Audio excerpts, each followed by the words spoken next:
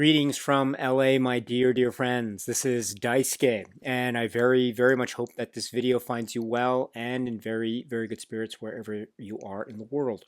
And today it is my great pleasure to introduce a conversation that I had recently with my dear friend, our dear friend, Luke at Razor Wire Reviews.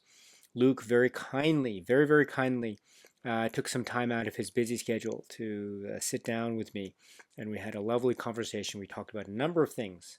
Talked about what we've been doing lately, any films that we've seen lately. We've spoken about James Cameron films and recent uh, situations, shall we say, regarding 4K releases of certain of his films. We spoke about Ghibli films. We spoke about Karate Kid and Cobra Kai, etc. Batman Returns. And so I have the conversation all set to go. So if you're interested, my dear friends, it'll be following this little introduction to that. So I hope you enjoy. It's always a great pleasure for me to talk with Luke, one of my great heroes, and his information and his knowledge base and his expertise is boundless, and his energy is boundless, and he's a very kind person, and he's busy with many things, and yet he took the time to sit down with me to do this. So I really want to thank you, Luke, very much so. I just want to point out, though, one thing, which is again totally on me. So my deepest apologies to Luke. I hope you can forgive me. But during our recording of the conversation that we had over the internet, I think on that day I must have been having some Wi-Fi issues on my end, because the video playback upon my trying to maybe complete the video and finalize it, it was very spotty and it was jumpy. In particular, my side of things was particularly jumpy, and so the audio turned out more or less okay, but the video part turned out to be less than stellar, in my humble opinion. And so it's totally on my shoulders because of my own lack of expertise and control over the technical aspects of what it is I'm doing here. So my deepest apologies, Luke. But what I've done is I've retained the audio of our discussion. I've made a few edits here and there, but I've retained the audio of our discussion. But if it's okay with you, I will I will put the video aside, the picture aside, but so it's just the audio only of our conversation. So I put a little freeze frame of one part of it that I was able to capture. I've tried to make it as pleasant a listen as possible. But again, please, my deepest apologies. But for due to technical reasons, I've only been able to present to you the audio of our discussion, my discussion with Luke. So my apologies, Luke. That was all on my side. I hope you can forgive me. But it still turned out, I think, it turned out to be a great conversation.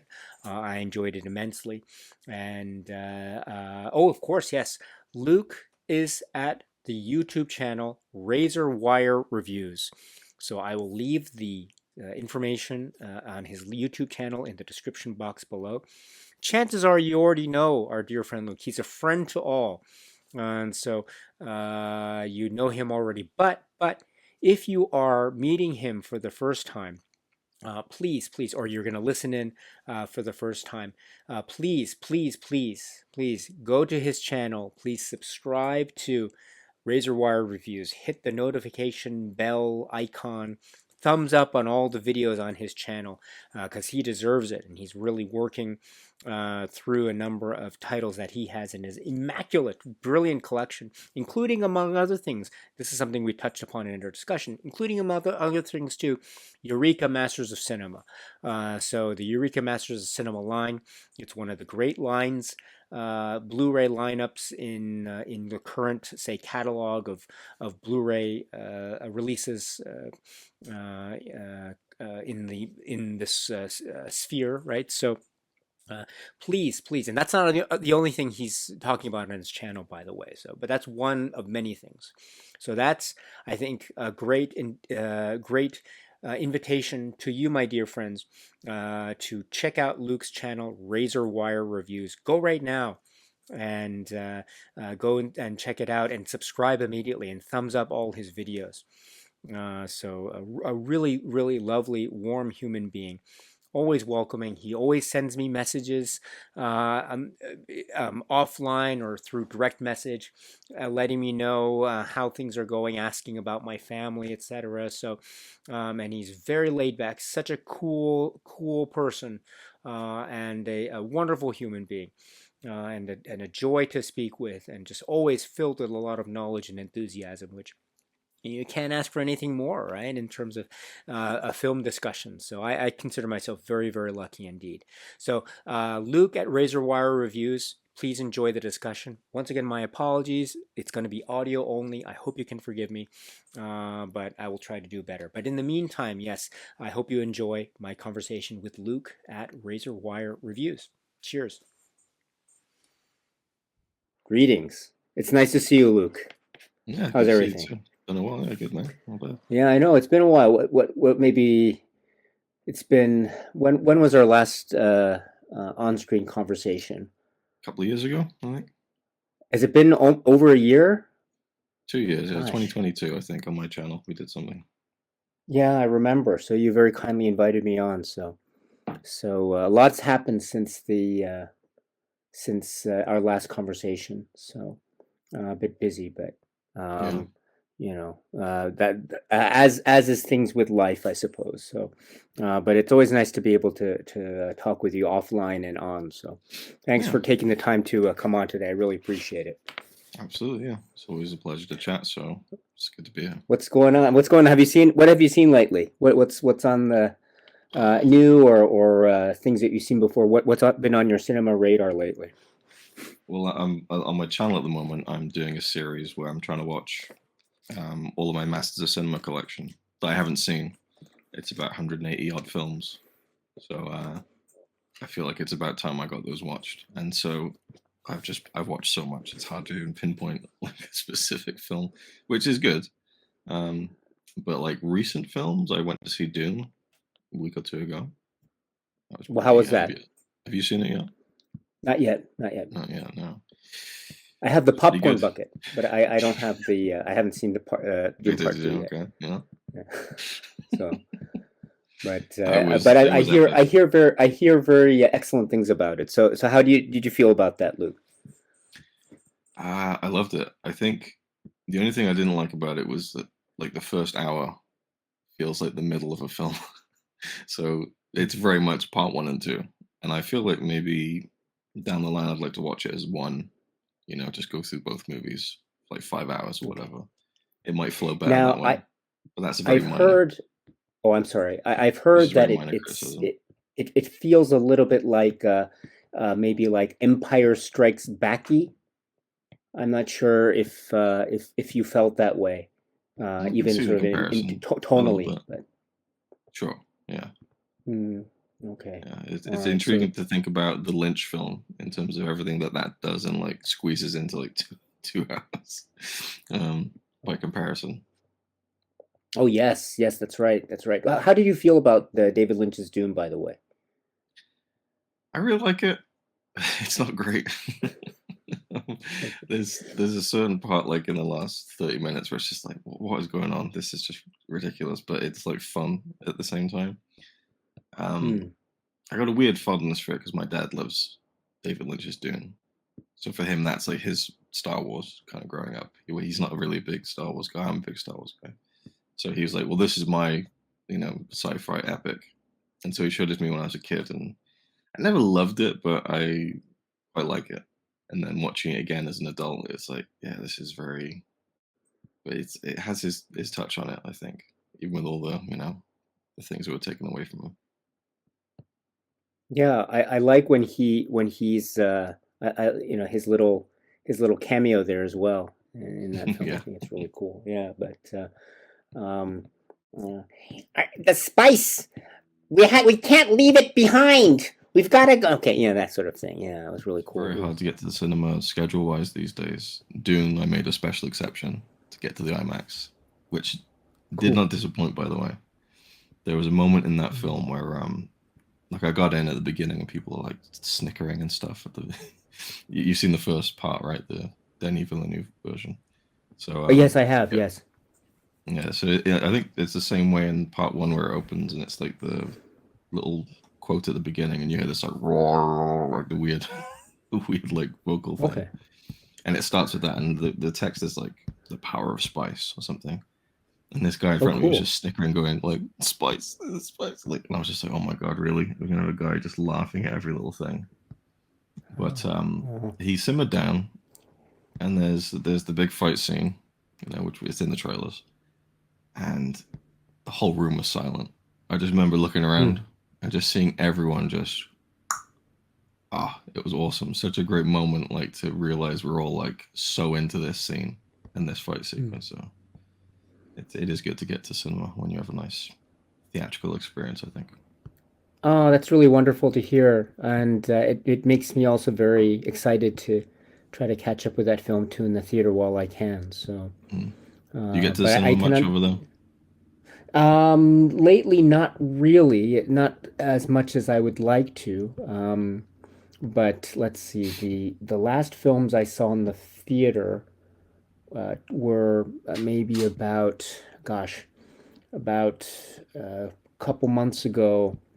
My I took my kids to see the film Wonka, which we Mm. enjoyed very much. And speaking of Timothy Chalamet, and then after that, I went to see the film Tenet, the reissue. Mm. That was also in the theater, so I wanted to catch that in the movie theater. I'd never had the opportunity to see that in the movie theater, so Yeah, me either. Yeah, and watch that at home. I had a few hours, and it just coincided with one of the showings, so Mm. I decided to venture over there, and I enjoyed it very much. And for a Nice. reissue, it was at the AMC theater, and it was in the afternoon, maybe on a Friday or some Friday. No, actually, no, it was a Sunday. And so, was it a Sunday? No, I'm getting forgetful in my old age. But let's see. So, I forget the day of the week. But it was an afternoon, and it was kind of packed theater. So I was very pleased to see that, and it was a large screen, IMAX screen. So I really enjoyed it very much. I enjoyed that film more and more that I watch it. So Yeah, I remember very really much so. liking it when I first watched it. I haven't gone back to it yet. I think it's the only Nolan film I haven't seen in the cinema since Dark Knight, I think. Um, Oppenheimer, I guess it's not really recent anymore, but that was one I again had to go see in the IMAX. That was pretty breathtaking. Um, Worthy of all the awards it's getting or has got at this point. I guess the awards season is over.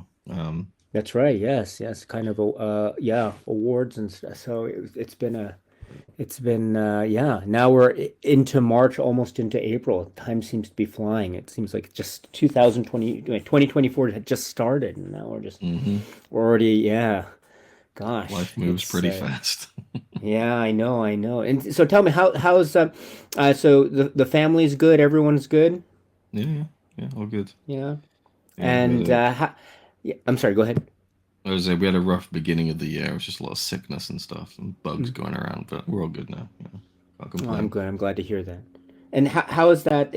How, with I remember when I was, I have kids as well, and they're growing up a bit, but when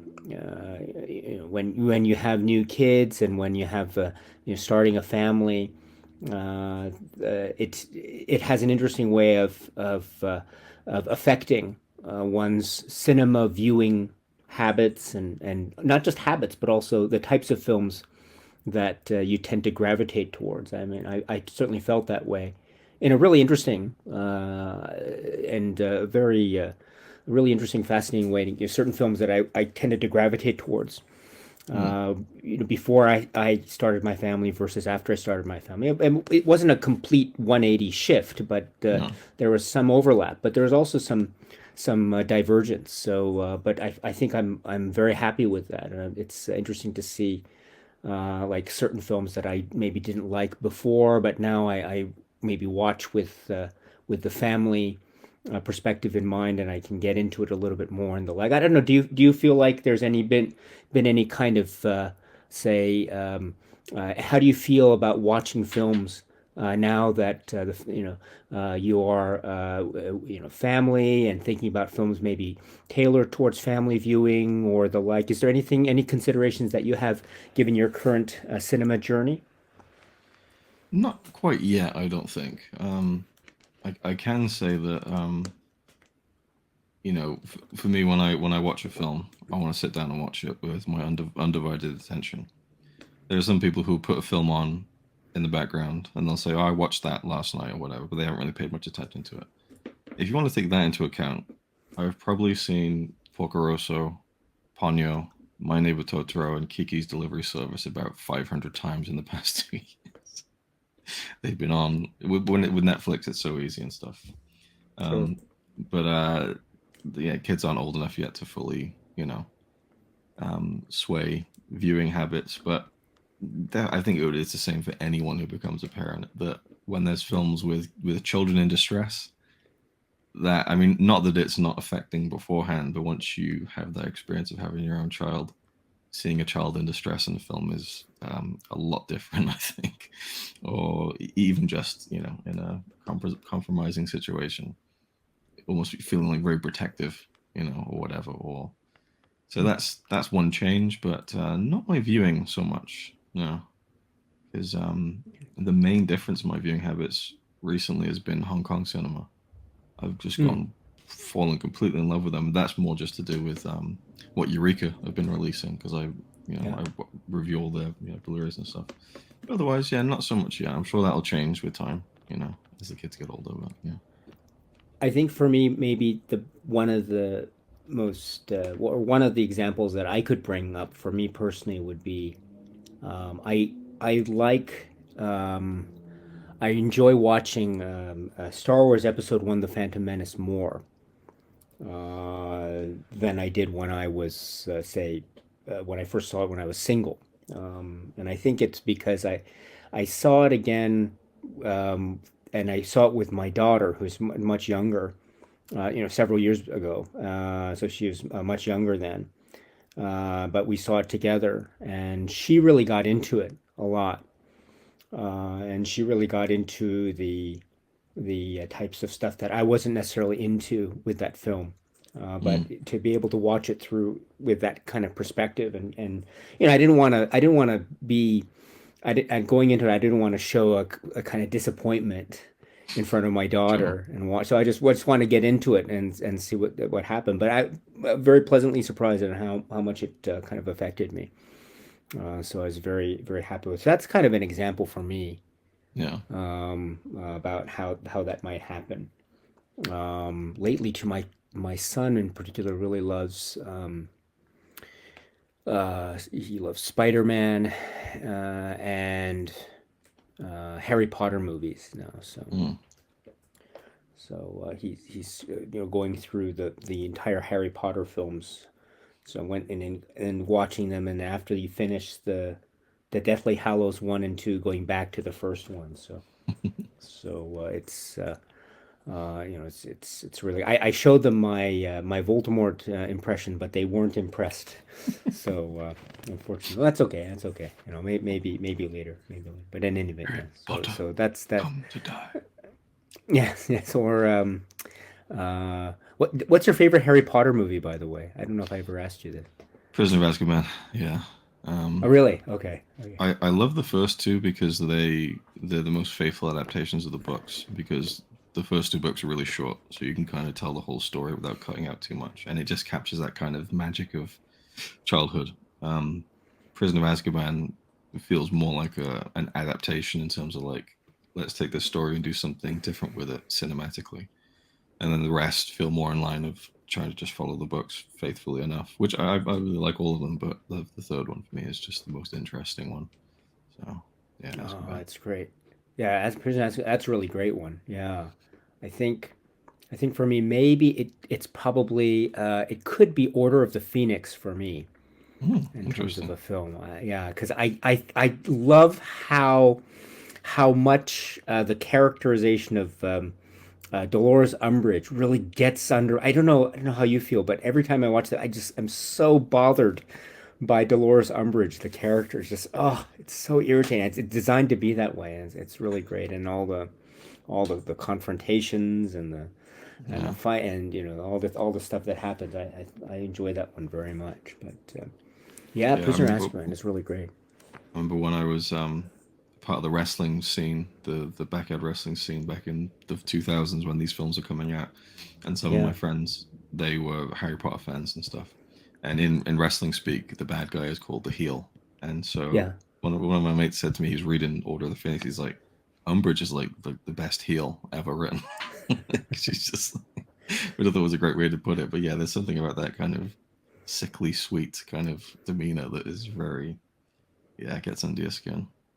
Yeah, yeah. I mean, it really is just incredibly memorable. So, oh, that's great. So, um, gosh. So that's the viewing habits at the moment, and then also what else is going on? What else? Spider-Man. My kids really love Spider-Man. I think my daughter, not my son a lot. My daughter, I don't know, not so much, but In which uh, iteration? The movies oh, or all of them. Yeah, a movie, all of everything, them? everything. But Everything. yes, Multiversal. Okay. yes, yes. And then I not so much like the Venom movies, not so much the Venom films. Mm. And we haven't. We're curious about seeing what's the film Madam Web, but we haven't got around to that yet. But okay, have you seen it? I don't know. No, I Yeah, don't care okay. to.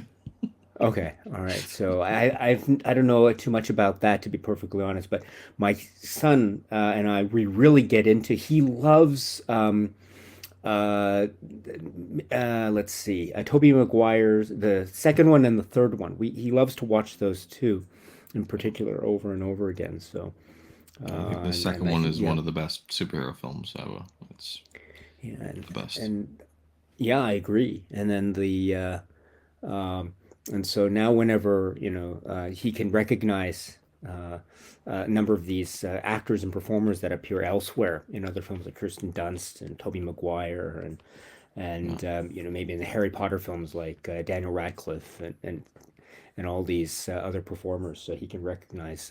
And he was so stunned. He was stunned about. I was telling him when we didn't watch the entirety of, say, it wasn't one of the Christopher Nolan Batman movies. We didn't watch it full, but there was a little clip or something that was on TV or whatever, and we saw Gordon, James Gordon, and I said, do you know who that is? Yeah, and then it's Sirius Black. And he's looking at the screen. He's like, hey, is that Sirius Black? No, that's not Sirius Black. I said, that's Sirius Black, and to tell him, Gary Oldman, and he figured it out. Yeah, it's amazing just to see that. So it's also a testament to Gary Oldman's chameleon-like talent of being able to really inhabit a role in such a way and inhabit these great extremes in terms of Mm. the various characters that he's portrayed. Yeah, he's a great So actor. serious, yeah, There's a there's something that often derails any time me and Connie watch a film, and she'll be like, "Is that? Where do I know him from?" I'm like, "I don't know." And then she's like, "Well, I got to look it up." So we pause the film. She has to look it up, or she'll say, "It's that guy." I'm like, "It's not that guy at all." And she's like, "Of course." I was like, "It's just not 100% not that guy." So we get into a whole back and forth, and that's a very very common occurrence when me and Connie are watching a film. Like, who is that? Where do I know him from? Yeah. yeah, I know the feeling. Yeah. Oh gosh. So, and then so what about mentioned the Eureka Masters of Cinema, watching all the films in the collection that you have Mm. gathered over time. So, what have been some of the highlights for you so far? I know you've been watching so many excellent films, but among the excellent films that you've been watching, what have been for you personally just the top of the top of the watches so far for you? Well, my plan was to do 16 a month for the whole year, and that would get me to finish this kind of challenge. And so I did January and February. But February, I did all the Showa films, so Showa, and then the other ones that Cloudlands were made after that. So that's kind of dominated my brain for a long time now. So I've taken March off because Hmm. it was a lot to Hmm. process, and I'll catch up Sure. later, I guess. But Um, Showa is hugely impactful. It's hard to say that it's something you enjoy, but it's something that I appreciated and was. As I say, that's an interesting thing. You talk about the whole the Barbie Oppenheimer thing last year with those two films coming out on the same day. So I did Barbie and then Showa over the weekend. So that was that was my, completely atonal double bill. Barbie on Oh Saturday, Showa wow, on Sunday. wow. Um, and I wanted to watch it in one sitting as well. That was just something that, I don't know. I wanted to challenge myself and just to fully immerse myself in it. And then I saw someone Mm, had said, "You can't watch Showa in one sitting, nor should you." And so me being me, I was like, "Well, I'll show you. I'll But mm, it's tough going, the show, and that's the whole. I mean, again, I'm kind of very intimidated by doing my review of it because there's just so much to say. And I said to you privately, I watched your two videos on it, which were extremely in depth, and I commended you privately, and I'll say the same publicly. I think you did an amazing job with that review because it's how do you even tackle it. But I thought you were so well prepared, and the way that you kind of handled it was very delicate uh, and interesting. So yeah, I oh, really that's very enjoyed kind of you. hearing your thoughts after I watched the film. That's very kind of you. You know, I'm not at all an expert, so I watch the work and hearing these accounts, and it's there is so much within what is being told, and from various accounts, as you know. So it's there's much to sort of yeah, there is much to consider, and it is very overwhelming. So, and this was your first time, you say, to watch or engage with the work Showa. Is that correct? Yeah, Mm. yeah, definitely. It So was one I've wanted to watch for a long time, but it's it's not one you just waltz into willy nilly. You got to really plan out your time and are you ready for it in that moment. And so mm. it felt good to finally get to it, but you just leave pretty stunned after a film like that. Of Um, course, yes, yes, yes. It is, it's also there's a lot of, as you say, there's so much information and so much to consider. So. And and I know that you, as you've said, we've spoken a little bit about this offline, but I know you've been very deeply and very profoundly taking into consideration all that was considered there. So yeah, yeah. So it's this is also, yes, as you mentioned, this was also one of the masters of cinema titles. So, yeah, and but the it's box set has four other films, so it was that's I just right. went through all of them, and then there was a show of Four Sisters as well. So That's right. yeah, It's a very, yes, it's the works that, yes, there is a certain degree of, how should one put it,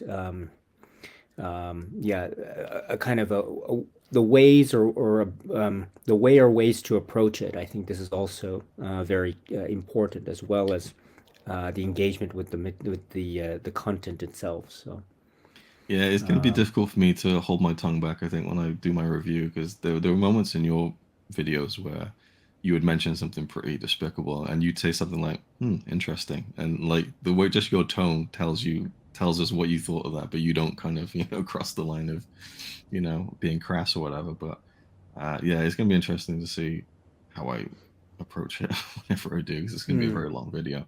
But mm. yeah, I was looking online, and there's not really anyone really reviewing the film, and so I would have wanted to hear what you thought about it anyway. But I think yours was the only one I found that was a substantial discussion on it.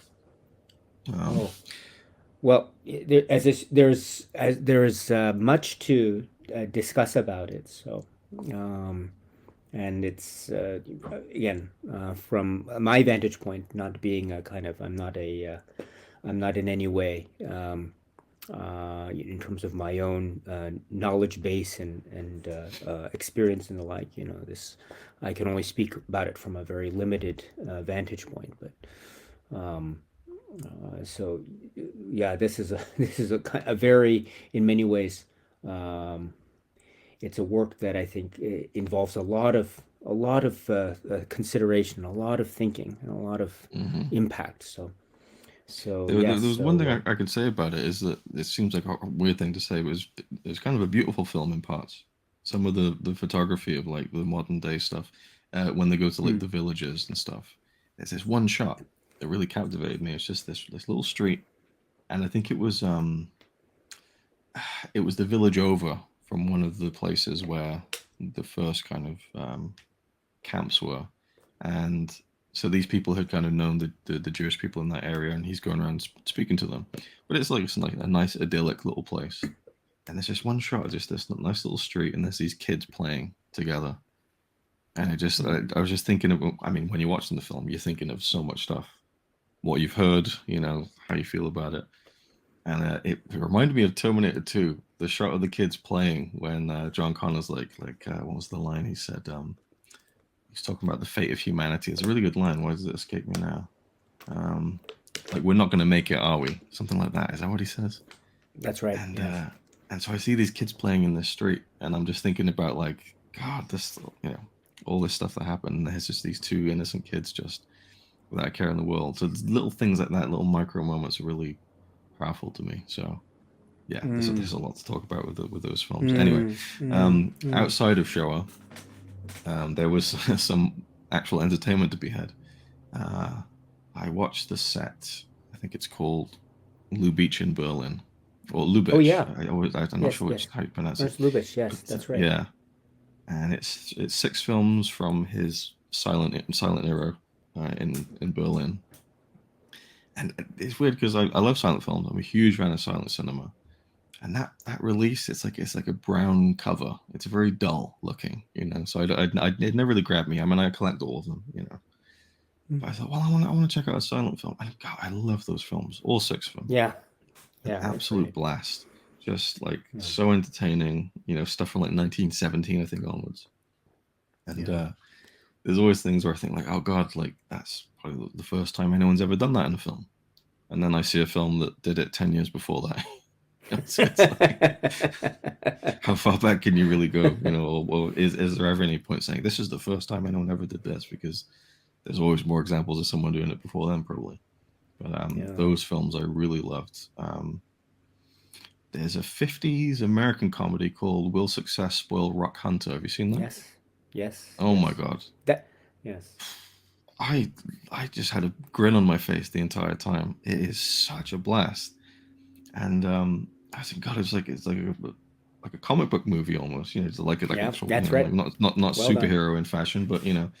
And then I was Yeah. watching some of the extras, and I found the director used to be a cartoonist, and I was like, well, there you go. That Yes. makes complete sense, you know.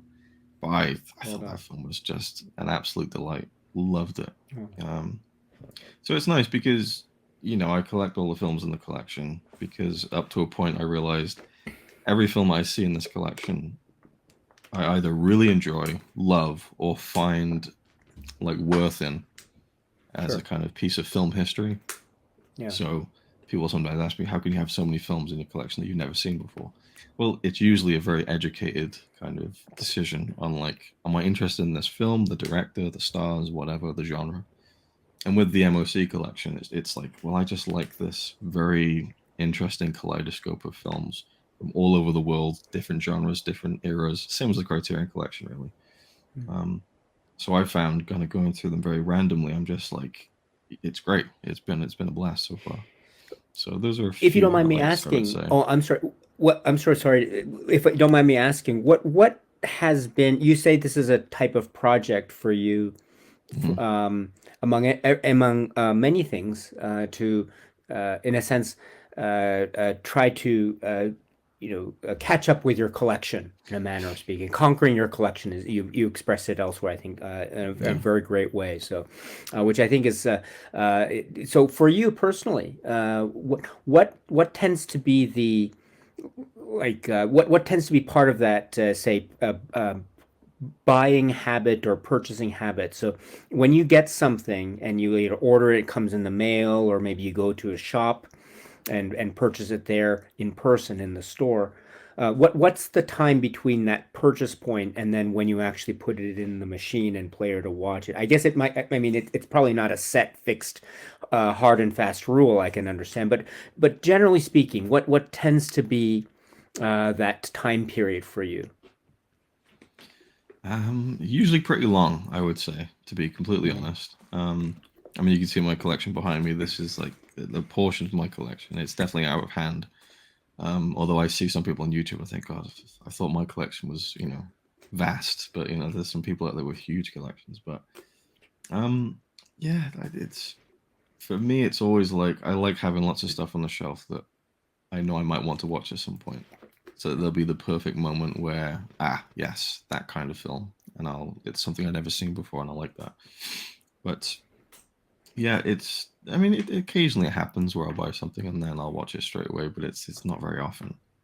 And I think Mm. it's part of the collecting habit as well, which maybe not the most healthy thing in the world, perhaps.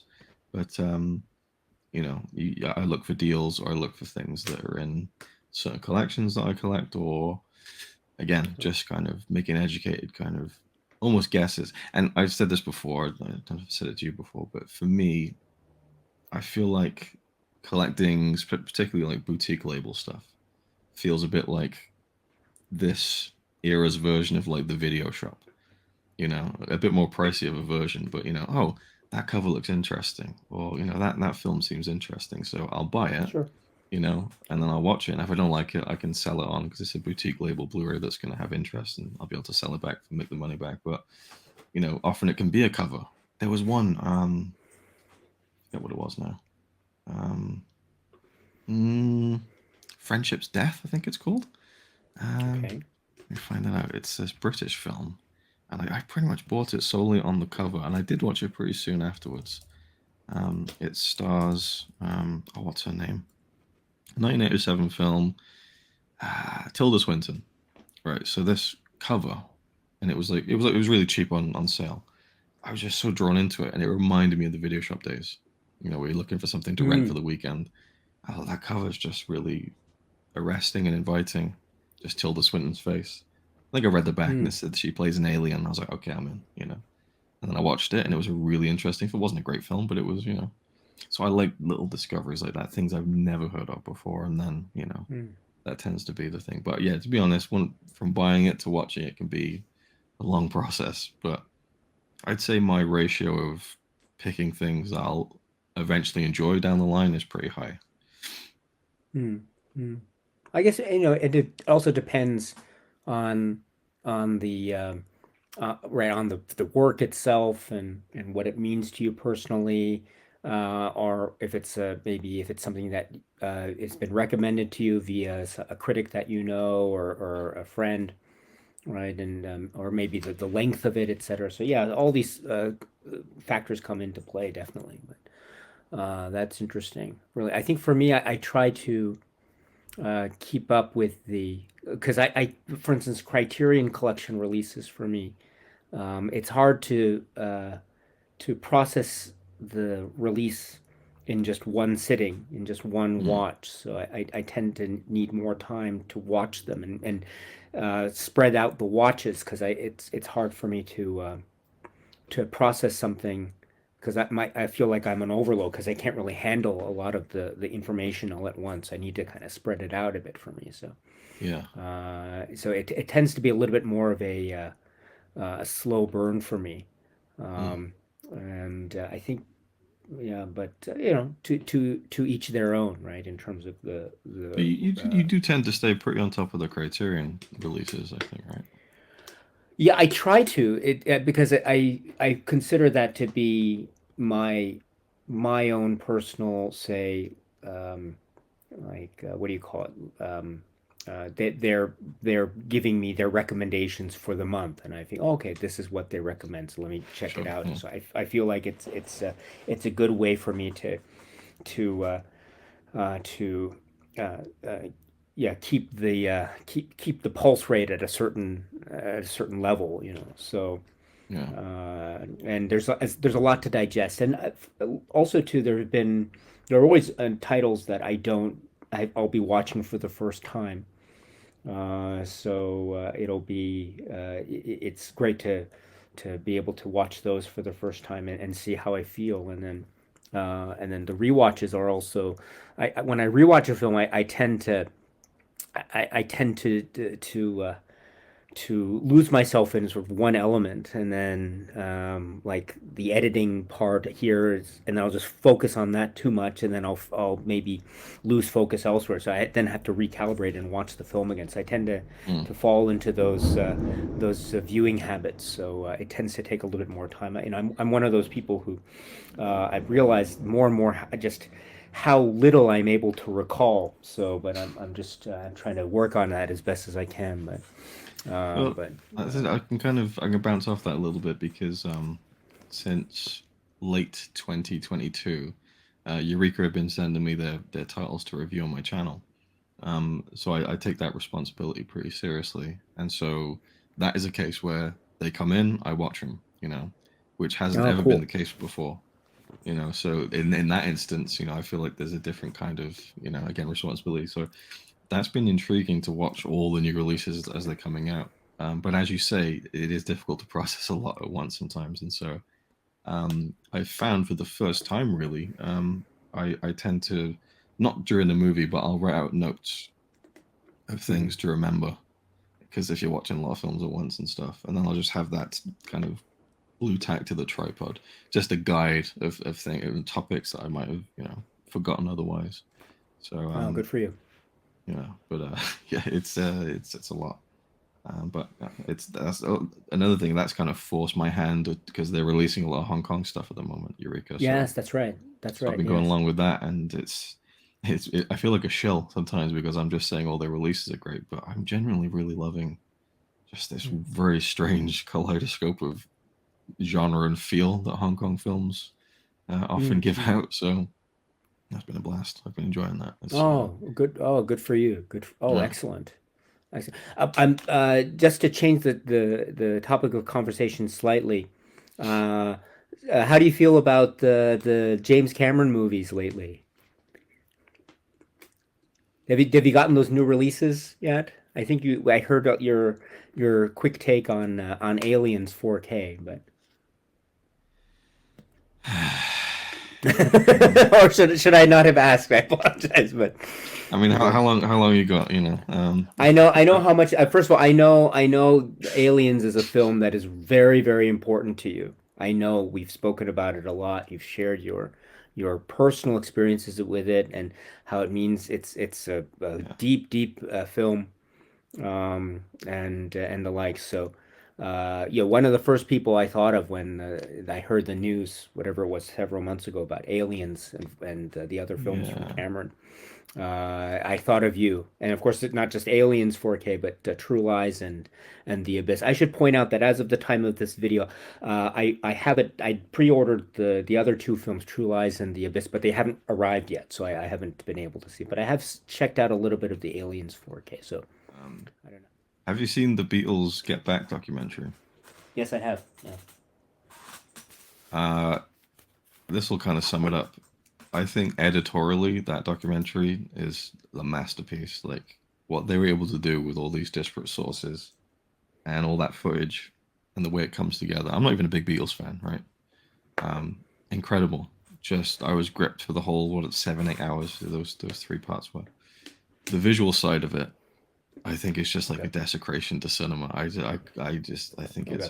horrible, And again, I don't get too ranty or anything, but it's this process that Peter Jackson's company, I think it's Park Road Post, I think, that they've kind of pioneered, where it's an AI algorithm Yep. that looks at an image, and then the computer kind of figures out what would that look like with more detail, and so it generates these fake pixels that are an approximation of what that might look like in higher quality.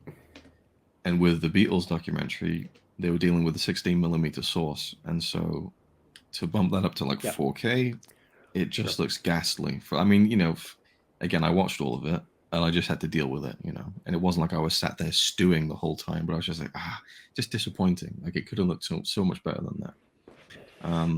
And I think when you get to the rooftop concert, they shot that in 35 millimeter, so it looks quite a bit better than that because the original source material is a lot higher quality. But I just think it's tinkering with stuff in a way that is useless to me. And so we get to Cameron, and clearly Cameron and Jackson, they're kind of friendly, and that's where that connection has come. And so when I heard that Cameron's 4K releases were worked on by Peter Jackson's studio, I thought, oh, great, okay.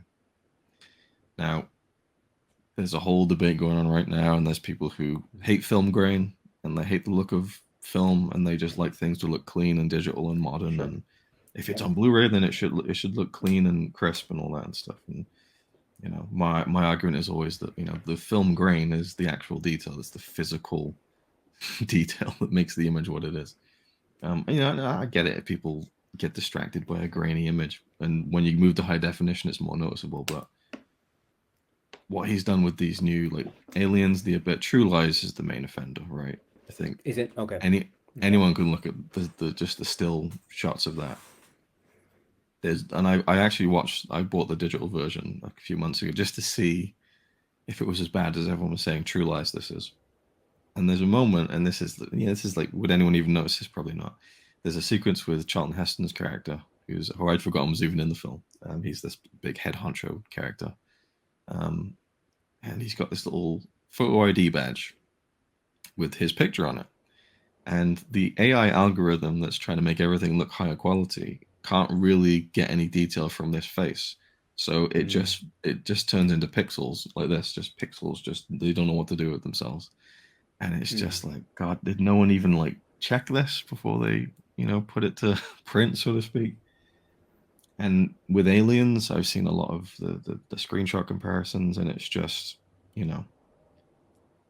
for me, it robs it of its atmosphere, because the graininess of Aliens, and it was, they said that film in particular was shot on a very grainy film stock, and in the 80s, would have grainier film stocks as well, apparently. But there's a grungy feel to it that suits the atmosphere of the film, I think. And so when you make it look more modern and sleek, from what I've seen, it kind of takes away some of the atmosphere and stuff. And then you look at closer details, and eyebrows are smeared, and it looks smooth and waxy. And I hate it, to be honest with you. So as of this kind of recording, I'm not planning on picking them up at all, which is a shame, because I'm a huge James Cameron fan. And I would love to see those films in 4K, properly. But that's the way he wants them to be seen, and that's his right, I guess. If that's what Cameron has signed off on, then that's it's his right to do that. But it's my right not to like it at the same time. But yeah, I think again, so. No, that's me putting it lightly, because I'm really mad about it, especially with Aliens, because I love that film. I tend to go on it on a case by case basis, I find myself. So I won't be automatically for or against anything from the start. But as you say, as you'll watch it, and it sounds like, and I know it because we've spoken, I think, a little bit about it before, or I heard you speak about it somewhere perhaps, but or just knowing you personally, you always give something a chance, right? You always look at it and try to evaluate it, and that's what you've done here. So yeah, it's a kind of interesting, maybe. Uh, it's an interesting discussion, and James Cameron falls into that discussion, I think, in a kind of so go for it. I just want to add that it's also a case of people say, well, are you watching these films paused and zoomed in on, and that's a valid point for people who are griping about, look at this and the finer details of the stitching on the but for me, what bothers me with these in particular is that what it is they've taken the grain out, and then which removes detail, and then they've used a computer to add fake detail on top of it. It really is like scrubbing down a painting and then tracing over it again to make it look more modern.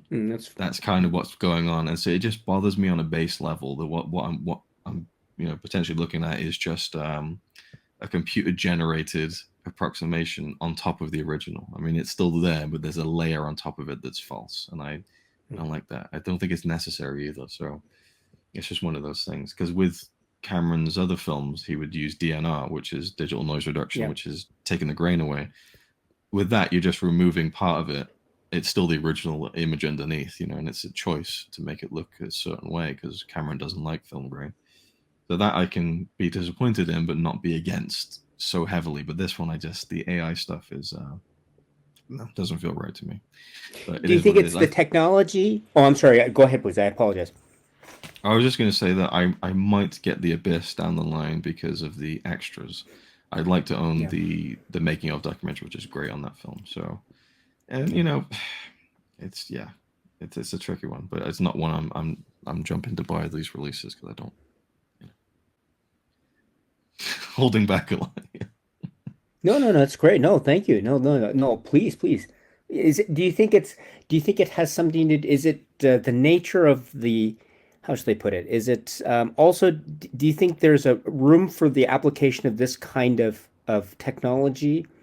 Or is it a case of the technology itself is just so far it's not working for you, so you don't see any possible application for it? Like for instance, the two examples that are discussed here, in terms of say Get Back and then Aliens. I mean, these are dealing with footage that is maybe not say of like recent films of the last say 5, 10 years or so. So, do you think that it might have a more, shall we say, successful application with more recent works versus, say, older works from maybe 10, 20 years beyond? What do you think about that? I don't agree with it in general with films. I think that Okay. the AI upscaling technology could be used for. I mean, so I haven't seen it, but I'm open to seeing it. Is the criterion of Inland Empire? So I don't know if Mm. you've seen that Yeah, yet. yeah. I'm sure you have it. Yes, I have. That employs the same technique, but in that instance, the original source material was DV tape, so That's it right. was shot on standard definition. And so That's right. to take that raw tape material and try and bump up the quality, that I see potential value in. But the problem with this is that you have these films which have an incredibly high quality source material in Aliens and Abyss and so on. And they said that they went back to the original negatives for Aliens for the 4K release. That's pretty much been proved to be a lie. There was a Hmm. guy who made this incredible video. It's so in depth. He compares the Blu-ray of Alien and the 4K of Alien, and he talks about how when you scan in a negative, it's always slightly different. The framing's off slightly, so he layers on the Blu-ray and 4K of Alien, and they're slightly different in terms of just the way you're scanning it in. It's not going to be the exact same framing every time. And with Aliens, he compares the Blu-ray and the 4K; they're identical. So the working theory is that they just took the existing Blu-ray and just upscaled it without going back to the original I negatives, which is see. where they're trying to just Yeah. pull detail out Okay. without going back to the I see. original. I Which see. again, the quality of film is incredible. So when you have that source, I don't think it's necessary. Whereas with Lynch's Inland Empire, I think that's a valid way to try and perhaps make it look better. But again, I haven't seen that, so but I'd be more open to that kind of use of it, the technology. And what are some of your favorite Cameron films of the moment right now? I mean, revisiting True Lies, I loved it as a kid. I found Yeah. revisiting it recently was like, it doesn't quite hold up as well. It's fun, it's good. I really love Okay. Jamie Lee Okay. Curtis in it and stuff. Um, And we're talking about the film, just leaving aside for a moment issues of recent, say, presentation, yeah, but we're talking yeah, about the yeah. film itself. Right? The Okay. films Okay. themselves, yeah. Um, so there's that with True Lies. The Abyss, Mm. I've always kind of struggled with. I really admire it. I think it's an incredible Yeah.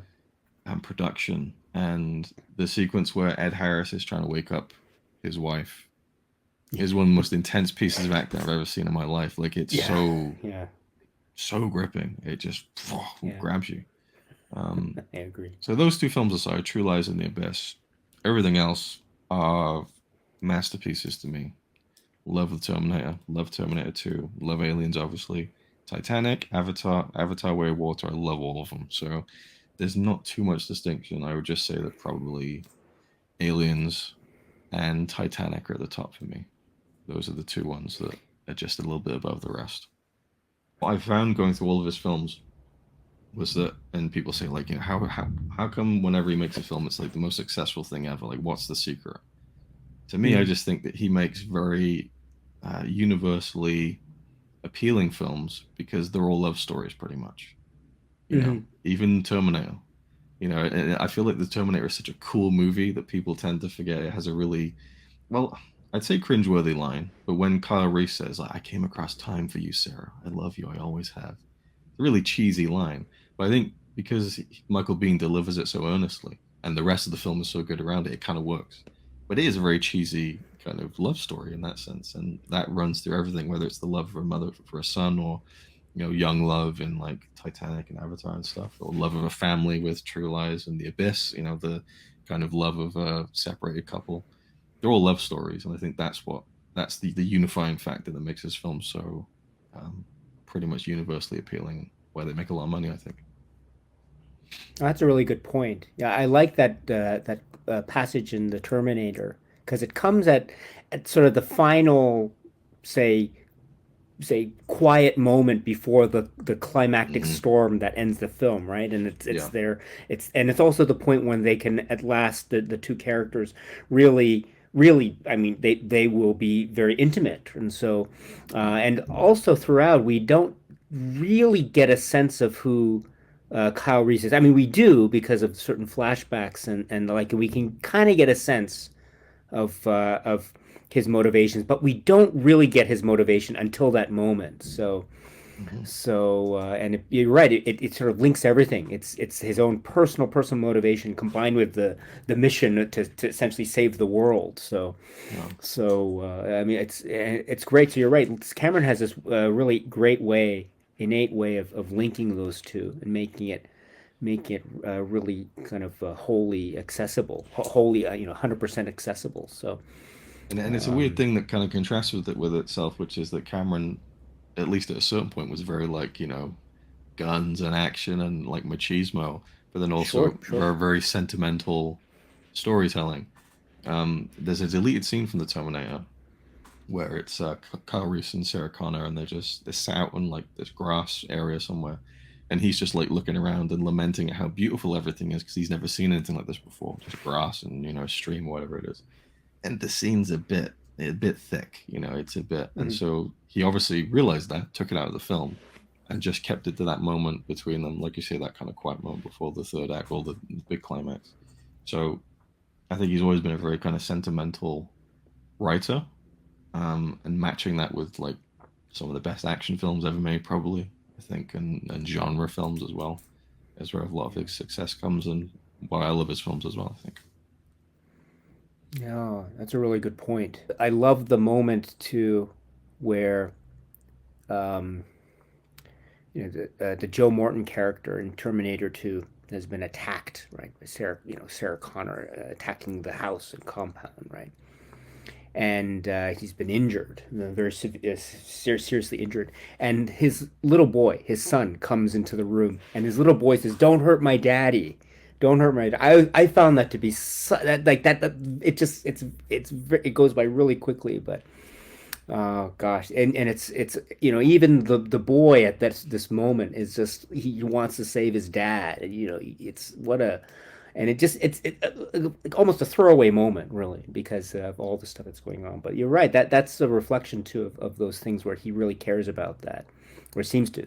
James Cameron does. Yeah, So and I mean that old Terminator 2 was like, the whole mission of that film was like, okay, we had like one of the best villains ever, Arnold Schwarzenegger as the Terminator.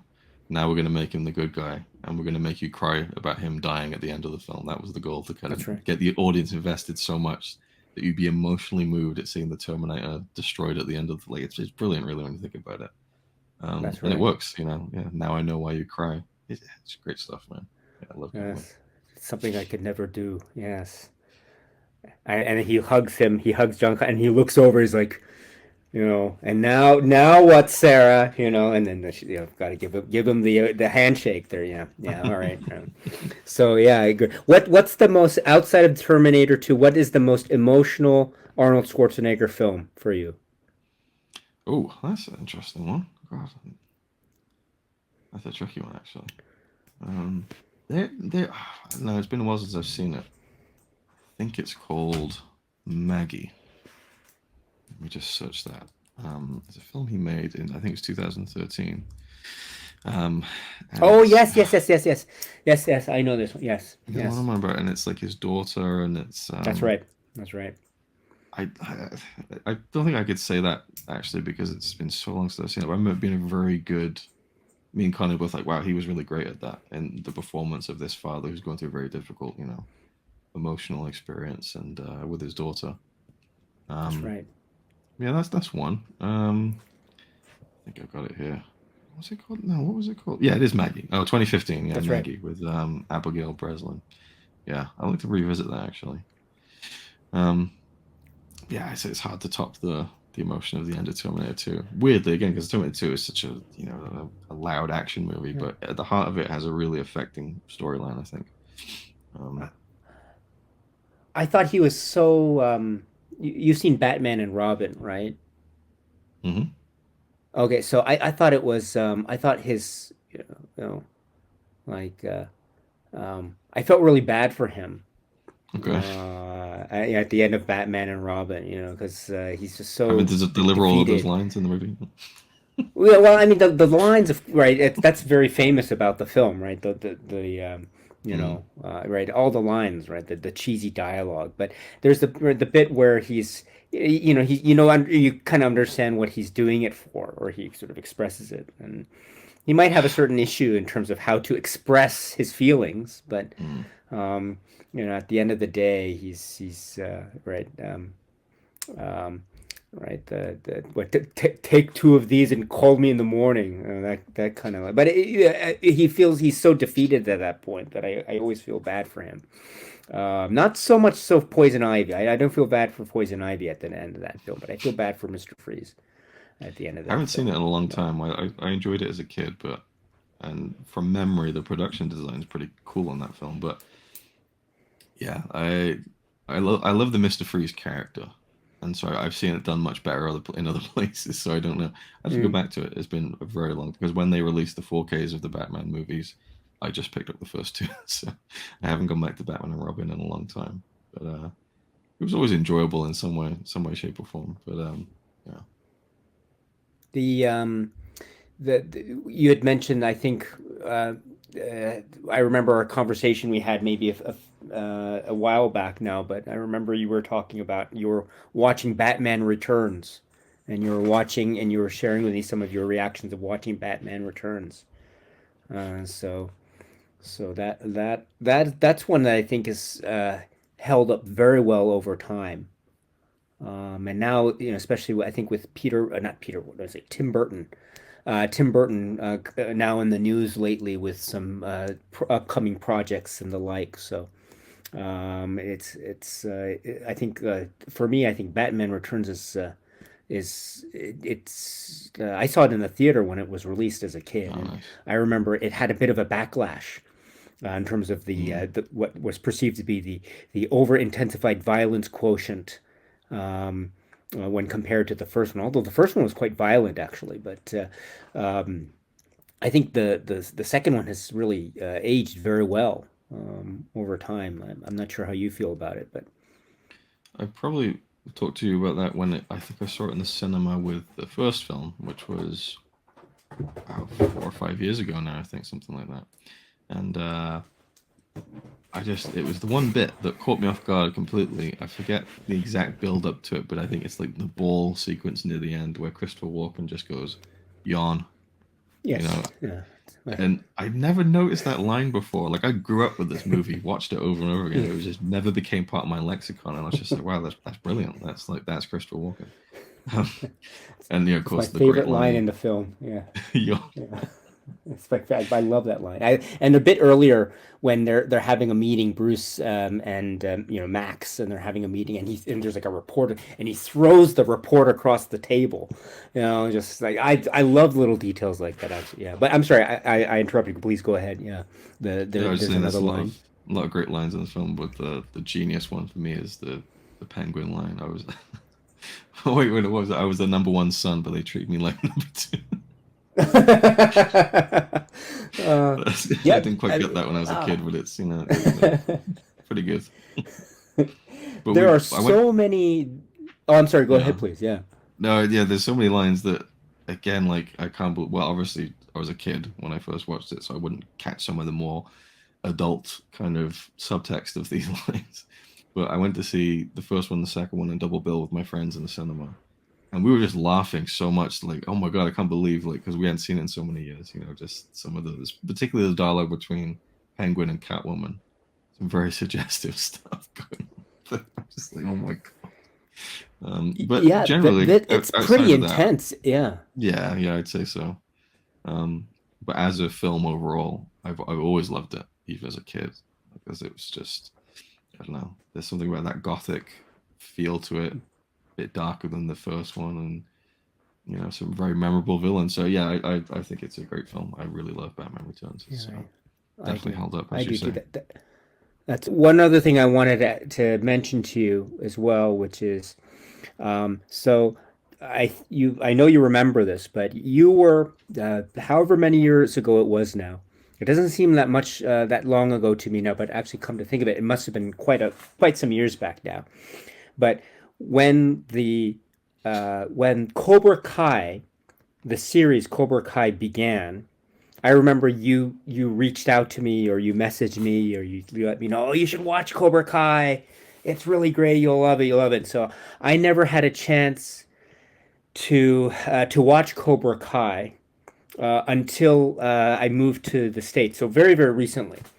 Hmm. And so I want to just say thank you very much for your recommendation of the Cobra Kai series many years ago when you first made it to me. Because so I now at last have come around to your wonderful recommendation. I think it was great. So I know it hasn't. I know there's going to be I think another season of it. I think right, but what is it? 5 seasons and everything. So thanks so much for the recommendation. I love it. I think it's great. I mean, there are parts of it that I think are really wonderfully, entertainingly cheesy. Definitely. And but yeah, it's great. Thanks so much for that recommendation. I'm having a blast with it. Yeah, I was hoping for years you'd watch it, but I knew that with you and streaming, it was like, for a while there, it was very much, physical media. But I think that, I mean, it can be overwhelming though, right? Because if you're a physical media collector and then there's so much on streaming, it is overwhelming. But yeah, I was intrigued by Cobra Kai because I was a fairly recent fan of The Karate Kid. It was 2015, I think, when I first saw the film for the first time. Connie shared it with me, and I thought, yeah, it's really good. And the more I thought about it, no, I loved it. And I watched it again, and I just became a huge fan of those films. And then Cobra Kai was announced not long after that. I was like, wow, this is perfect timing. Oh, I cool. was like, oh, I don't know how I feel about it, and I was worried it was going to be too much of a comedy. But that first season set all those kind of qualms aside because I realized, okay, they're taking it seriously as well as being like a comedy show. And then I read that Ralph Macchio was like, I was only going to do it if they treated like Miyagi with respect, and there was that level of emotion to the character. I was like, perfect. So yeah, it's been great. It's been a really, really great show. I'm glad you've seen it. Yeah, I love how I love how they really in a way that feels very faithful to the original characters and story arcs. They really found a way to uh, give like backstory that makes sense in the world of the original films if you watch them over again. You don't have to watch Cobra Kai to really enjoy Karate Kid and the films, of course, but if you do and you go back to the films, it really adds an interesting dimension, which I really enjoy with these. If that happens and it works really well and successful, it really what I love is when you take something that has a certain type of legacy and if it has a way of touching upon that legacy and doing something on its own while maintaining what was originally there. You don't have to see the new stuff to still appreciate what was originally there, but it might make rewatches of the original stuff even more entertaining from a different perspective. If it does all that really successfully, I think. Yeah. So I was really I loved how they build all the backstories. What I loved was I guess it was now famous now, but what they did with Allie, I I could never get over what happened to Allie in Karate Kid Part Two, Hmm. and then how that was explained in Cobra Kai. I thought was genius, and that of course Daniel. Oh, this is so Daniel. What am I thinking? Of course, I fell for it hook line. I was like, oh my goodness, why would Ali do that to Daniel at at the start of Karate Kid Part or 6 months later when Karate Kid Yeah. Part is? But then yeah, of course it makes sense. Well, yeah, that totally makes sense. So. But that's a little detail. That's one of the examples where I think Cobra Kai exceeds really, really well for me. Yeah. Absolutely. Yeah, they're very clever with a lot of that stuff. I think, it's a show that's really, in a way, full of retcons, but like Yeah. probably Yeah. the best way you can do one. Like it really fits. I remember in the first season, you see Daniel. He's got like I think it's a promotion at the car dealership. Like if you buy a car, you'll get a free bonsai or whatever. And there's some throwaway line about like opening a bonsai shop, and he's like, Yeah. "Oh Yeah. yeah," Yeah. And I just thought, "Holy shit!" Like the reference in part three. This is great. Yeah. Right. And then like Right. even in interviews, Ralph Macchio was going like, "God, yeah, the writers of the show really love part three for some reason. I hate it, but they're somehow making me come around to some of these ideas." And so yeah, I recently listened to the audiobook version of Ralph Macchio's memoir, which is I forget what it's called. It's called Waxing On or something like that. But it's really more of a memoir about his Karate Kid life. There's a little bit about his Mhm. film career, but it's mainly about like the movies, his relationships with like the people who are in the show and in the movies and stuff. And it's really great. It's like about 5 hours the audiobook. Oh, cool. And there's a lot of that stuff in there that's really interesting. And yeah, Cobra Kai is it almost shouldn't work in a way. I tell you one thing again, like even within its own series, the character of Stingray. Is it Stingray? Yeah. Yeah. Yep. I Yeah. The really did one not that. like Yeah. him. I thought he was so grating, so annoying, and then they bring him back a couple of seasons. Like I'm like, oh my That's god, right. not this guy again. But then they make Yeah. him work, and I'm like, oh wow, they've like, do you know what I mean? Now he's an Yeah. interesting character, so they've done Yeah. well there, and Yeah. the the slowly layering in of like you call them Yeah. legacy characters from all the movies. Sure. You know, Sure. they didn't come all guns blazing. They Yeah. really flowed into it so well. I think it's Yeah. there's a tough act to follow to finish off the sixth season. I think I'm very And excited what for it that. and you referred earlier to the sort of the the wrestling, right, and professional wrestling, and how this type of, I mean, and wrestling, it's the story is very important, and the drama is very important, and the way that the turns happen, right, heels and babyface turns.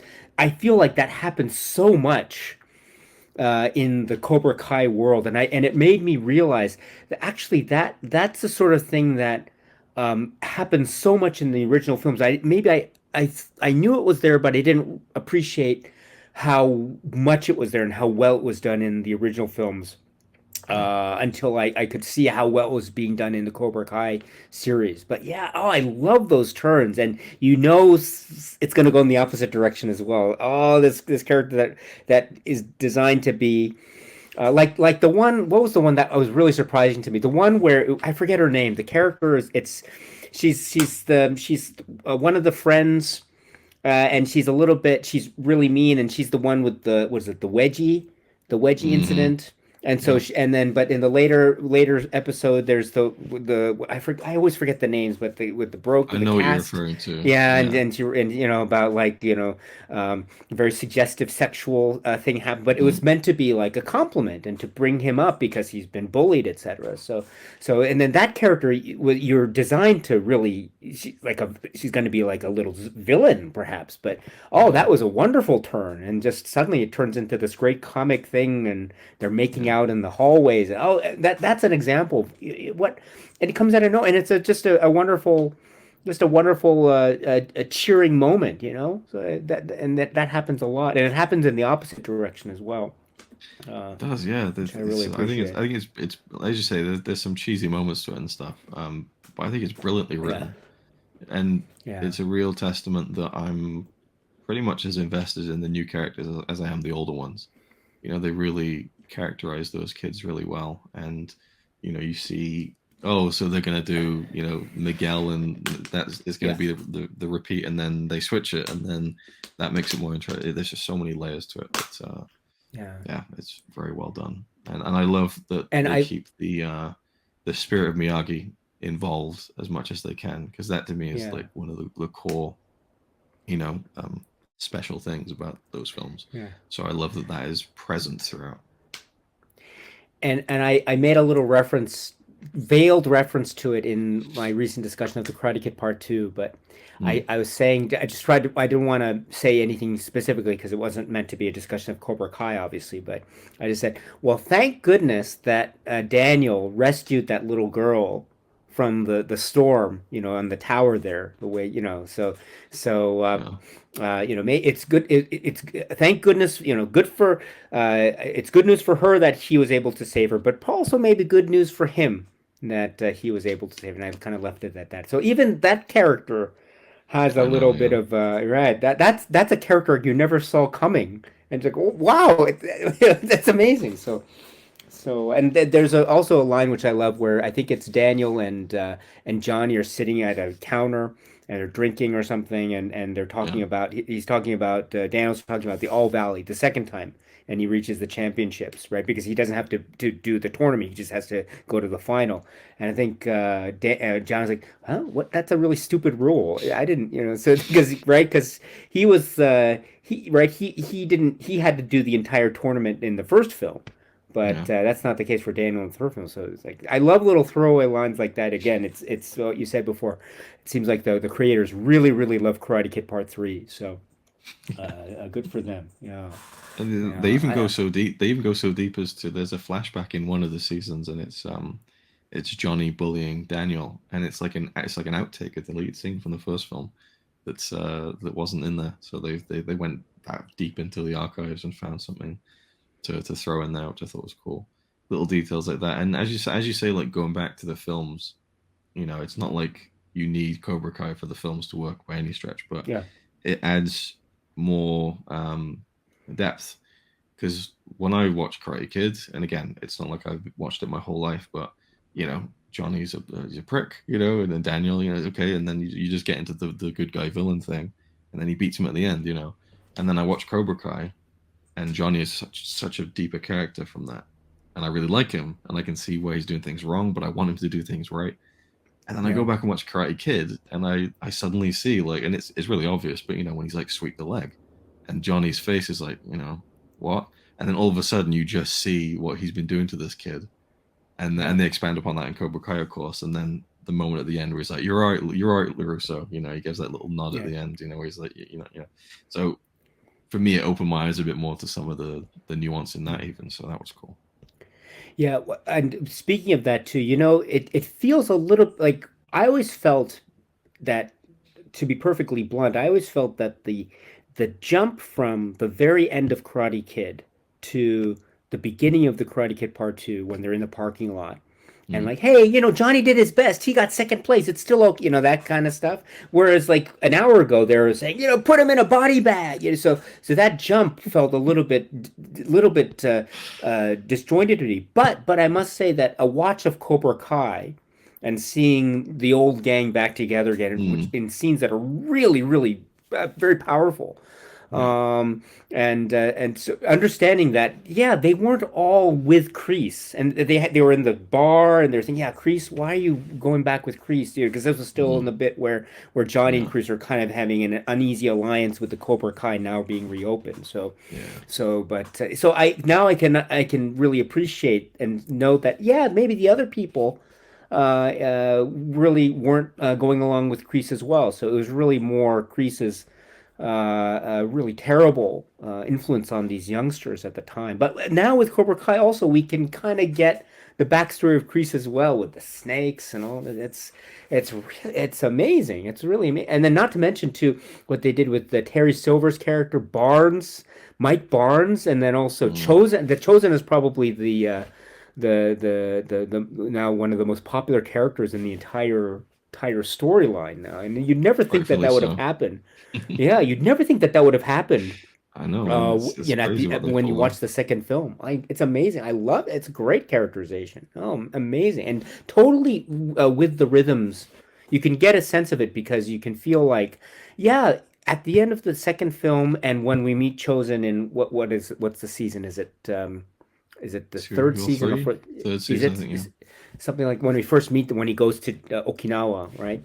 Yeah. And so you can understand that there's been a lot of stuff that has happened with him as well as the other characters, but with him, and you can understand that, oh, people change over time.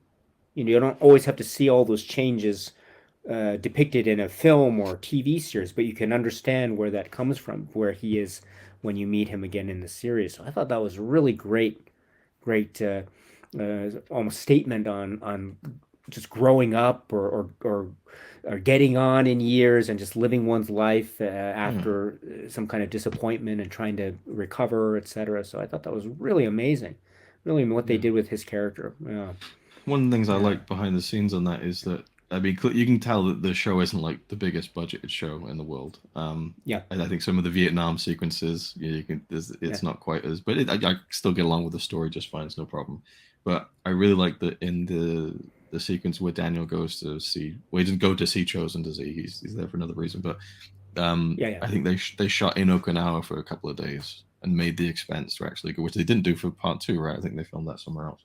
So I like that. I just like that they really care about it, you know. And just that did they need to go to Japan to film that? No, not really. They could have, you know, I'm sure they could have serviceably done without it, but I like that they did, and so that's cool. And Terry Silver, like crazy, like that the leap, you know, in quality and I don't know, depth, I would say, you know. yeah. Uh, I agree. One thing I'm going to be speaking about when I talk about the Karate Kid 3, which is yeah, character in the Karate Kid Part 3 is kind of a very oh, I think we're having some issues with my hold on. yeah, you're freezing a bit. Oh, can you hear me? A little bit. Now you are sounding Okay, like a Dalek. maybe I mean I'm having Wi-Fi issues. Sorry about that. Ah, okay. So I was just going to say Terry Silver's character in Karate Kid Part 3. There's a very over the top quality to Terry Silver's character, which I think is remarked upon in a lot of the discussions of Karate Kid Part 3 over the Hmm. years. But what they do, and he reaches those grandiose heights in the series, of course. But how we get there from where you know, almost a type of, relatively speaking, almost sedate part of his life and Yeah. his settling down and this almost this postmodern living and the almost right the cuisine and the cooking and all this stuff and then his sign is the disheveled hair, but when he pulls it back in the ponytail, then we realize, oh no, he's back. So that in a way, you know, made me, which was so fascinating about the series, what I felt like I was sympathizing with Terry Silver's journey. You know, he felt almost boxed in and almost Mm. limited in what he could do, but then he was free to express himself. But then we realize that he becomes the supervillain that he always was, I suppose, based on our Karate Kid Part 3 experience. But I love that Yeah. build up. It's really great. Yeah. Yeah. I like the little, almost the explanation where he's like, hey, back in the 80s, I was like coked up and I was crazy. Yeah. Just the way to Yeah. describe his erratic Yeah. Yeah. performance in that film. Yeah. But Yeah. I like Terry Silver in the quieter moments of part three when he's like trying to be a friend to Daniel. He's good in those sequences, I think. It's the it's the laughing on the phone and stuff where it gets a bit Oh, sure, silly. sure. But Yeah. yeah, he's brilliant in the show. Like he's such a good character. So I think so. the Yeah, definitely. the only one that I'm waiting for now, I really want to see Julie from the next Karate Kid. Like, find a way to make Oh, that film. yes, You know of what I mean? course. Like, if they could pull that off somehow, and they've got a great actress to do it with, that would be really Of fun. But course. I don't think it's, you know, it's vital. I think they've done so well up until this point with all the different, you know, callbacks and characters coming back. Now, do you think that they're going to try to do something? I mean, I know that there's this news about the new film, Hmm. and that is meant to be the crossover between, right, Jackie Chan and this, right, and the Jackie Chan film and then this film. So I don't The know. What Jackie do you? Chan Karate Kid, which has no karate in it. Yes, okay. But is there some kind of possibility that maybe that might be introduced into the sixth season to sort of segue into? I don't think it is because they initially the writers of Cobra Kai said we're not involved in that film at all, Okay, okay, I which didn't know seems that. strange Okay, to me because it feels like they've got such a great working relationship with Ralph Macchio and stuff. And I think, okay, well, if he's not in it, then why are they making a film when the show is so successful? And then they announced that it's Ralph Macchio and Jackie Chan. And then that's the right. writers said that they advised on it. So I'm not quite sure, but I don't think that it'll. I thought maybe they were secretly it was going to be Cobra Kai, like the film to finish off the whole story. But it seems like the sixth season is what's going to be the final point for that. Mm. Who knows? I actually like the Jackie Chan film, controversially, but you know, so I'm intrigued to see what this new film will look like or how it will feel. Yeah, yeah, I do too. That's one too that my son also likes very much. Is Yeah, the Jackie Chan Karate Kid. So I mean, it's a good story. It's really yeah. good. But yeah, there's something I think very special about the Karate Kid. And then we talked a little about the Karate Kid Part Two, and then I'll be talking about Karate Kid Part Three. And I think I need to speak to you about the next Karate Kid as well, which is in many ways a kind of unsung hero in a lot of respects. I think. I I don't mean, know about is that. it yeah is it the most critically regarded film in the? I mean, Yeah. I understand certain points, but there's a scene in the Karate Kid Part Three which I think is probably for me the the greatest Karate Kid moment though is the end scene where the fight and Mm, Mike Barnes has got him on the floor, and he's like, "And I own you, I own you." And this is before, and Miyagi comes to him, and he says, "I'm afraid, I'm afraid." And Miyagi says, it's okay to lose to your opponent, but you must not lose to fear, and you must mm, stay focused." And then you get that scene, and then what I love is when he stands up, and then they've got to do the final sudden death part of the fight. Daniel turns to his opponent, but then he turns and bows to Mr. Miyagi, who's standing on the sidelines, and he bows back. And that is to me like the best moment because he bows. They always bow when they're practicing, but there's a mm, scene in the first film where Miyagi's drunk after, and we find out that his wife and right yeah. it died and all the terrible things that happened, and then he bows to Miyagi when Miyagi is sleeping and out from his drunken stupor. He bows to him, and then here's a moment where they're like bowing in this way that feels like they're really understanding each other, which I think is it's so that's to me the best could be my favorite Karate Kid moment ever in a film that I also know is much maligned. Mm. But I think that's and the music's great. I think it's fantastic. Like I watched that scene a lot on repeat, so I love that very much. But Yeah, I don't it's a know how great you feel. series. Yeah, Well, I don't know how you feel about the Karate Kid Part Three though. That's yeah, I'm gonna make a video on it. But I we recently rewatched all three of them in a movie marathon with the 4K release. So we watched all the 4Ks, and that was the most I've enjoyed it. I saw more in it that I enjoyed. I think. Even like what's the character's name? Is it Jessica? Is that the character's name? The girl in part three? I think it's Jessica.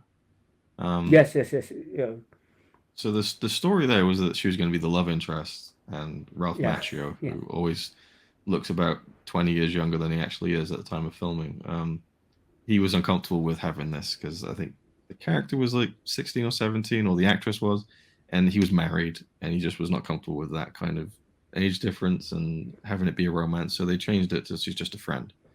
I think that Yep. works better. I like it. It's supposed to be the typical romance, but it isn't. And she's just a good friend. And you don't really see that that often because movie studios like, well, we gotta have the love interest. So I like that out of the difficulties came something different, and I like that aspect of the film. So I agree. I'm so glad you said that because I feel exactly the same way on 1,000%. And it yeah, actually reflects so well too I think two things, which is if it really was a love I mean, there's nothing wrong with those sorts of romance in films if it's done in a way no, that can be very engaging and stuff. But it would have been a case where each film would have had a different love interest, yeah, essentially, yeah, and it could have spoken to maybe something character trait in Daniel, which may not have been the most flattering way of depicting. You know what I mean? maybe, yeah, Not to say it would have gone in that way, but it does have that potential at least. So that's one thing. The other thing too is it also means too that the focus becomes truly it becomes on Miyagi and Daniel. There are there are other relationships as well along the way. We understand, but yeah, the main, I mean, it's the main intense relationship is that between Miyagi and Daniel. So And so that's given the room that I think it needs.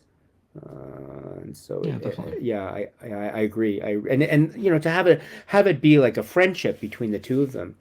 I thought in their scenes, I thought worked really well. And she sort of comes in and then she very naturally recedes and drifts away.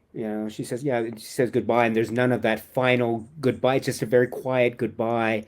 And then she leaves, and you think she might come back in the film, but no, she really leaves. Maybe two-thirds of the way into the film, only to come back Mm. with an interesting connection that we see in what is it, Cobra Kai. So which I didn't No. see. I had no idea that was the case until I saw it. That was a very big surprise for me too. I thought Hmm. that was really cool. But that makes sense. That makes sense. So, but It must yeah, be crazy yeah, for people who like grew up with those films to see Cobra Kai. Like, who would have thought that you'd see Daniel, Johnny, and Chosen go to Terry Silver's house for a big fight? Like, just the crossover of all these characters from the different movies. yeah, Like as adults, like it's pretty crazy when you think about it. But yeah. yeah, I totally agree. Yes, I was there in the '80s and seeing like mm, Chosen to me. In what that was '86, so I would have been. I saw that in the theater, so I was 6 or 7 years old, right, when I saw that. And Chosen, he's muscular, he's mean, he's the main kind of the main antagonist, him and Sato, kind of, but he's the one with the final fight at the end. So yeah, he was so imposing. I remember watching that character's so villainous, and all the way with his look and the haircut and the yellow jacket he wears at the end there. So yeah, it was just such a menacing. I thought for me he was more menacing of all the villains or the antagonists in yeah, all the three films. definitely. But then to have his turn, you're right. And he kind of looks the same, but he looks also so he looks he just looks happy. And I never thought that I could see Chosen this happy before. But it's amazing. He's just he's laughing and smiling. He's calling, leaving a message on Kumiko's like, telephone Yeah. there, and just like so happy. And it's what happened? He's just the happiest person in this entire series of films. It's amazing. It's great, and it He's makes such a sense too. he's such a good actor Yeah, though that he can he can slip very easily from that comedic style into the serious tone yeah, that really works well. yeah, definitely. So. But I wanted to thank you directly well, virtually in person, for introducing me or recommending to me the Cobra Kai series when you Well, I'm did sure you would maybe have some come years to it ago. eventually anyway because you're a fan of the movies. But it's I'm glad you finally see them because I knew you'd at least enjoy them very much. So yeah, Yeah, yeah, it's great. I mean, there are parts that are kind of cheesy. There are parts that are kind of cheesy, yeah, definitely. it's not So perfect, by any means. yeah. Yeah, but it's okay. I mean and I realized, oh yeah, the Karate Kid itself was kind of cheesy as well, like the stuff Yeah, where it feels a bit people, like that. yeah, Yeah, yeah, I think. yeah, and people have these ways of looking. There's always something that's gonna be misconstrued, or someone sees something and it's not what they think, but it becomes like a whole story arc for the next 3 episodes or something like that. Yes. But you realize actually that's how the Karate Kid film that's how sometimes that operated too, because there's a scene where Daniel is in the first film. He goes to the country club, and he sees it through the kitchen window there. He sees Allie dancing with Johnny, Mm, and he gets jealous because he thinks that Allie and Johnny are together, but in fact it's not the case at all, and he kind of runs off before he realizes. But that kind of jealousy forms a bit of that miscommunication that leads, at least for a good maybe next 10 or 15 minutes of the film. So that's the kind of thing that I didn't realize. Oh, that sort of stuff is also happening in the first film as well. And we get a lot of that in Cobra Kai. Maybe a bit too much for my cup of tea, but that's okay. I mean, it's just all I'd part of agree with that. the Yeah, game. I'd agree Yeah, with that. but it's all in good fun, and again, it's not inconsistent with what we were used to in the earlier films. That's for sure. Yeah. And that style of storytelling is like the basis of like entire movies in the silent era. A lot of like you go back to the Oh, silent sure, films. It's of like course, someone yes, someone misunderstands something and that's the whole plot. yes, Right at the end, it's yeah. like, oh. They would really string it out in those little silent That's films. right. But That's right. That's part of the right. And style, I then guess. and then it becomes right. Yeah, well, let's become friends again, right? After 2 or 3 seasons of being these fierce rivals. Yeah, that. But again, it's not totally inconsistent, and it No. doesn't. I don't think it overall hurts the film. I'm not or the series. I think it's just part of the overall, fun, entertaining, cheesy, but it's all in good fun. I think so. Yeah, and emotional Thank you too. very There's much some for there's that. some, there's some good emotional high Oh points as well, yeah, which definitely. I like a lot.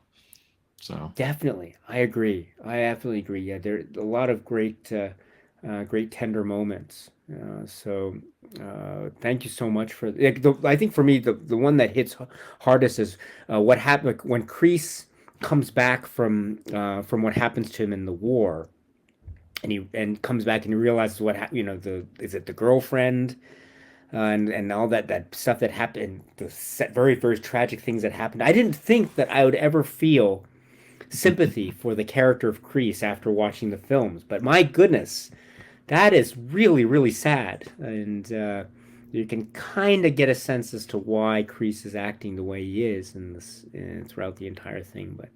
But I didn't think if I'd feel emotional about a character like Kreese. But man, gosh, it I really know, I works know. very well. Yeah.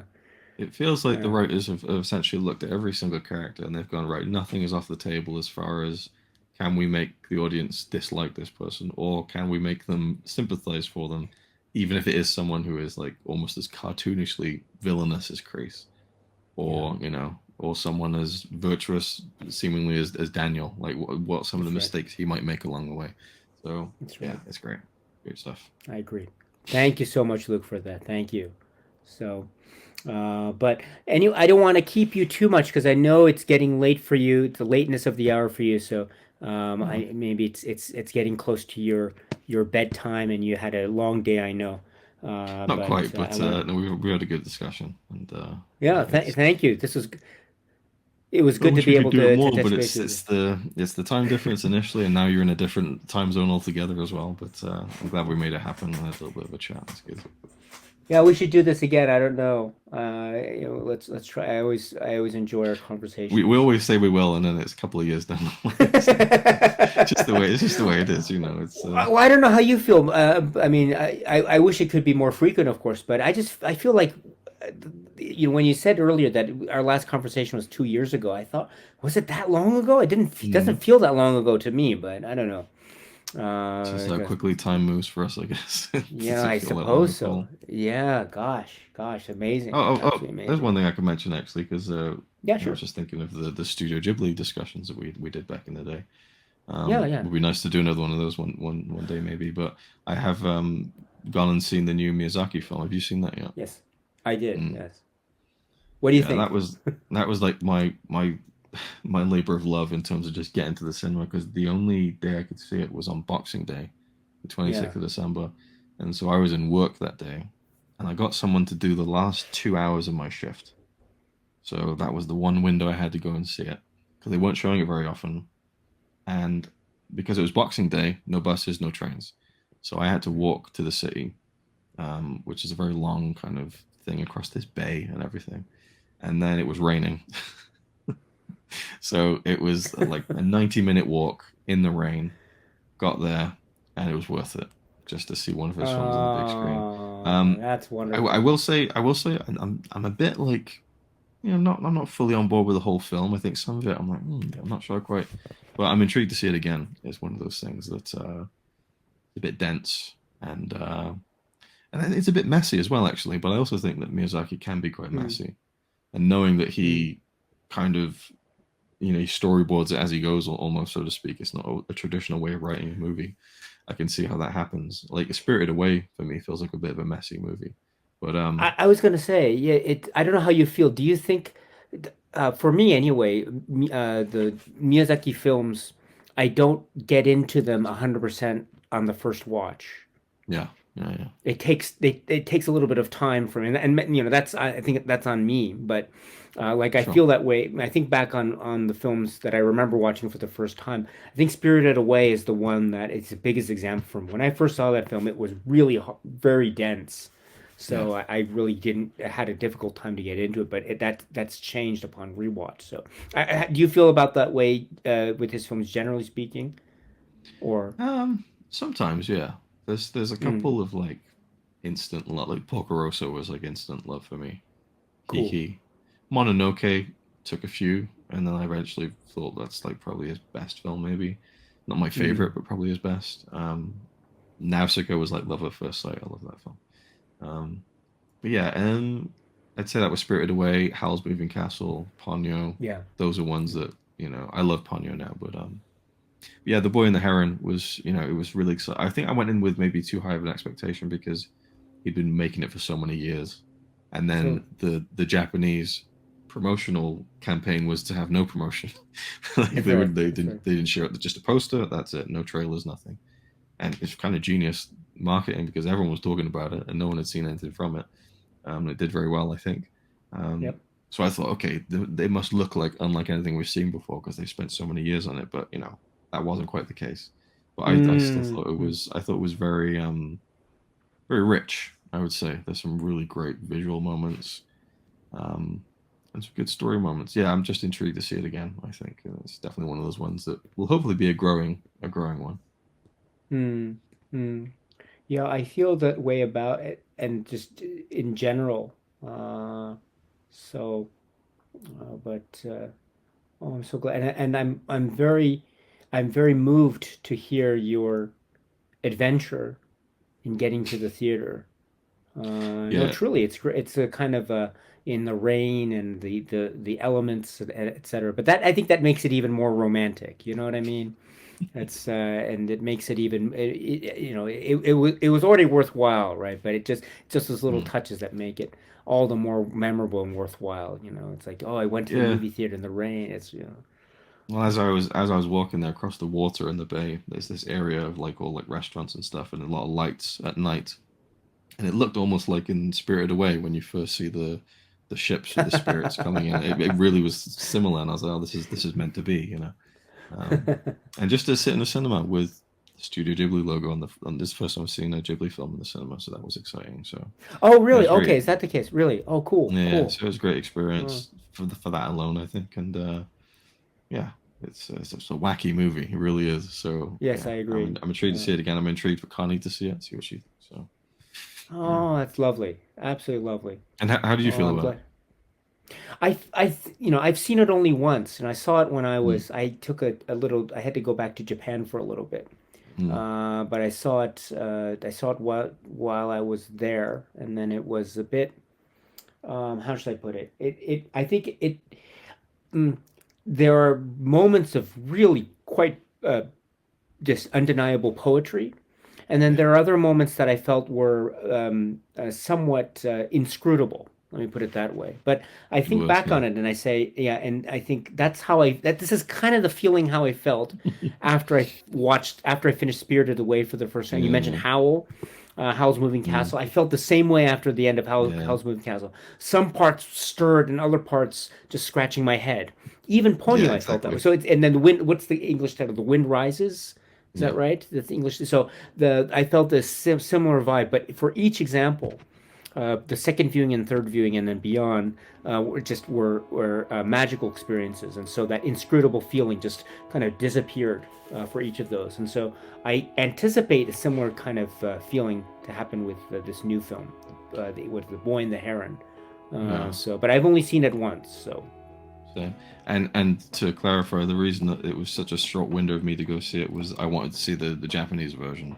So the English of dub, course, the English dub was more of course, commonly screened and had more screenings. of So course, I totally. wanted to see it that way first. But the English cast seems very interesting. Willem Dafoe and so on. Robert Pattinson. So, and I've heard there's a pretty good dub. But I'm not usually one to watch dubbed, uh, animated films. But I'd be intrigued to check that out as well. Um, Oh, because obviously good when for I you. when I watch them with the kids, it's the English versions, and we've talked about it before. But the Phil Hartman performance in Oh, Kiki Gigi, right? continues to grate on me. Oh, really, That's quite funny. really. It's funny because me and Connie laugh about it. It's when Kiki first arrives on the train and she sees the town, and she's like, "Wow, look at all these things," and Phil Hartman's like, "Wow." Great. It we, just doesn't feel like the character at all, and it's just we just uh, laugh about that line. I think the one that maybe I think if we recall, I think we might have mentioned this before, but the point that gets to me more is at the end when you hear Gigi speak in the Mm, English version or in the Phil Hartman version, right?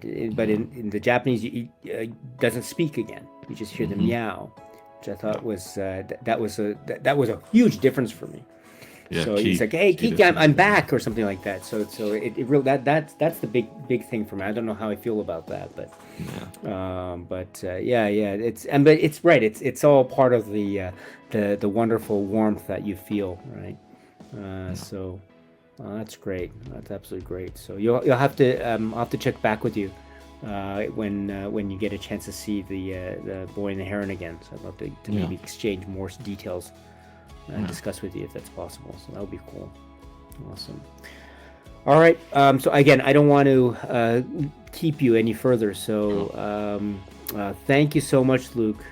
I know people will know where you are, where to find you, but just in case there's someone who doesn't know who you are, just please let people know where they can find you and your channel. Yep. Just Razor our reviews on YouTube. Videos are slower to come out these days than they have been in the past for obvious reasons, but yeah, I'm usually talking about some Blu-ray or another or film, and always at least a dozen projects on the go, so a lot of variety. But yeah, I'm not one for the hard sell on the channel, but it's there if you want to check it out. Oh, thank you so much, my friend. So we will talk again very soon. Maybe, hopefully, in less than 2 years. Yeah. Okay. But even if it's 2 years or beyond, I don't mind. I don't mind. Yeah. I'll very happily, yes, happily do it again anytime. So, but anyway, thank you very much, Luke. And with that, I will stop recording now. So thank you very much.